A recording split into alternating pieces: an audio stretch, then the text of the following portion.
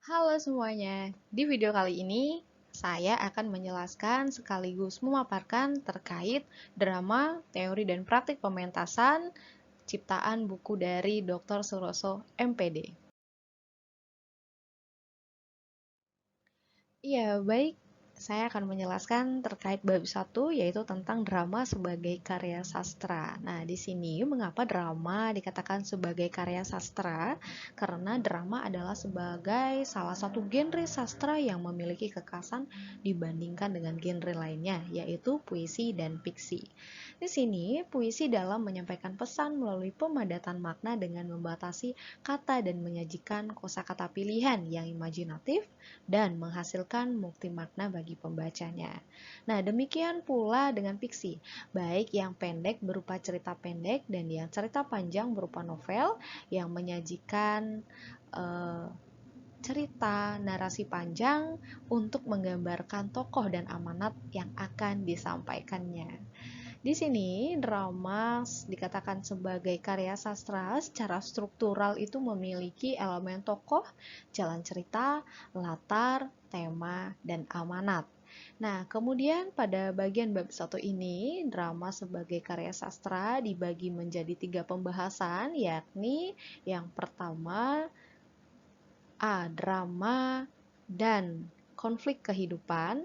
Lalu yang kedua, struktur drama. Dan yang ketiga, unsur pembeda naskah drama, fiksi, dan puisi.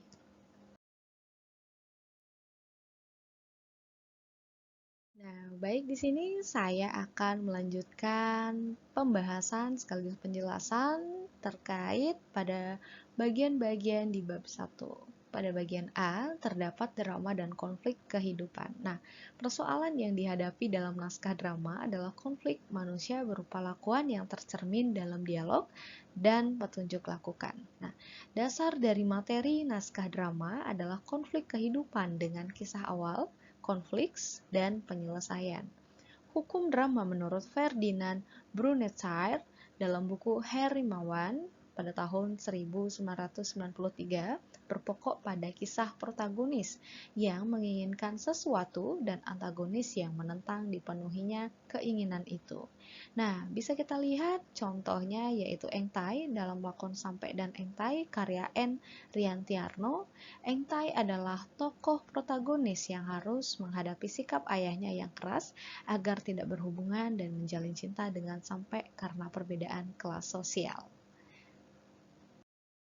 Ya, baik di sini saya akan melanjutkan pembahasan pada bagian B yaitu tentang struktur drama. Menurut Waluyo pada tahun 2001 halaman 6 sampai 30, struktur drama terdiri dari penokohan dan perwatakan, plot atau kerangka cerita, dialog atau percakapan, setting, landasan atau tempat kejadian, tema atau nada dasar cerita, amanat, petunjuk teknis, dan yang terakhir drama sebagai interpretasi kehidupan.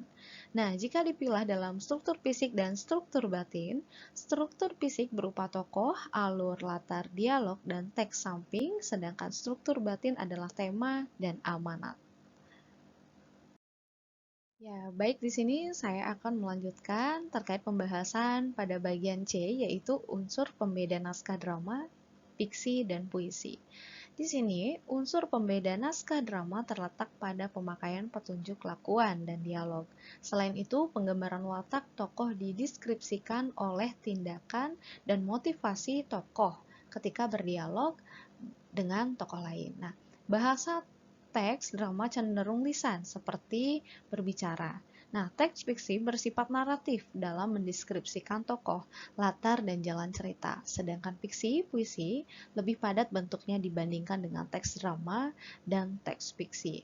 Kemudian, kalau kita lihat dari persamaannya antara teks drama, fiksi, dan puisi sebagai karya sastra selalu berhubungan dengan tokoh yang dalam puisi bisa disebut aku lirik. Nah, drama dan fiksi memiliki tokoh, jalan cerita, latar, dan tema. Dalam fiksi adalah sudut pandang penulis sebagai aku, dia, atau maha tahu.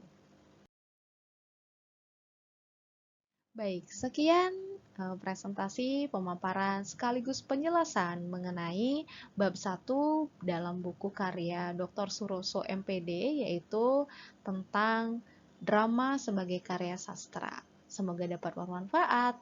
Terima kasih.